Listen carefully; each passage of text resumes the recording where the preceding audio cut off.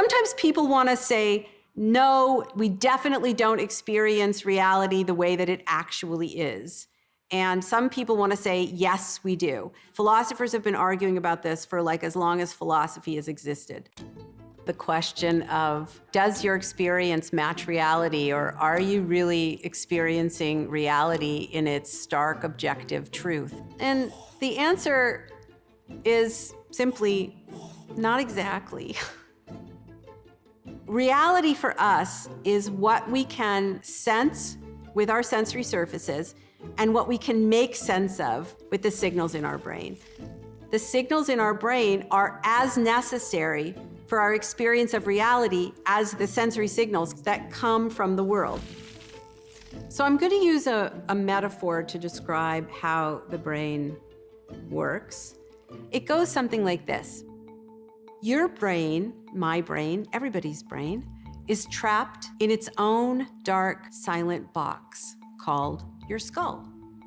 And the brain has no knowledge of what is going on around it in the world or in the body, right? Because it's in this skull. And it's receiving sensory signals from the sensory surfaces of your body. These signals are the outcomes of some changes in the world or in the body. But the brain doesn't know what the changes are. It's receiving the outcomes. And that is what philosophers and scientists call the reverse inference problem. You start with an outcome and you have to guess at the cause.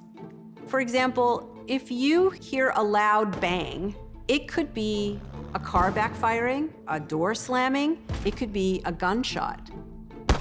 Your brain doesn't know what the causes are, it only knows the effect. And so it has to guess. And the guess is important, right? Because you would do different things if it's a gunshot versus if it's a windy day that slammed a door. And luckily, it has one other source of information, and that is your past experience.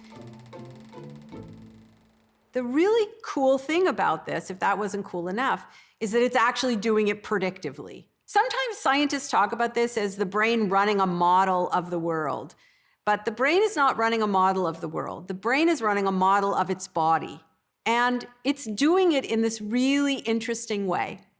In psychology, a group of instances which are similar is called a category. In essence, what your brain is doing when it's making a prediction, it's creating a category of instances from the past which are similar in some way to the present in order to predict what's going to happen next, what the brain has to do next, and what your experience will be next. And so when a human brain is creating a category, you have to ask, what features of similarity is it using? Is it these sensory and motor features? An apple is round, an apple is hard and crunchy, or is it these abstract features, abstract multimodal summaries of patterns of features? I could take a bunch of apples and I could say, well, these are good for baking and these are not good for baking. And these patterns, this summary, only exists in your brain. Because our brains are structured to construct categories based on the function of things rather than what they look like or taste like or smell like, humans can create something called social reality, which is where we collectively impose a function on objects that the objects don't have by virtue of their physical nature. So a really good example of this is money, little pieces of paper. We all agree that these little pieces of paper have a function of value. And it turns out that many things that we think of as being part of reality are actually like this. We can draw lines in the sand and create the borders of countries, which creates categories of people called immigrants and citizens. We can create governments because we all agree that certain actions, like making little tick marks, has a meaning to elect someone into a position that has certain powers. It's a form of social reality. In our lab, we work on the hypothesis that many psychological categories are forms of social reality. We impose a meaning on a scowling face that it did not evolve to have, but because we all agree that it has that meaning or that function in a particular culture, then it does.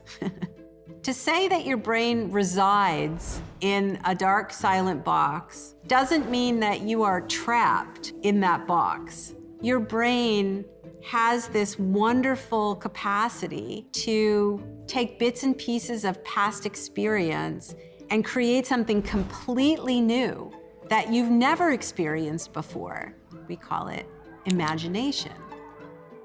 That's a double-edged sword, right? Because our brains are so good at imagining and creating predictions that are not yoked to our immediate surroundings, sometimes we have a lot of trouble staying in the present.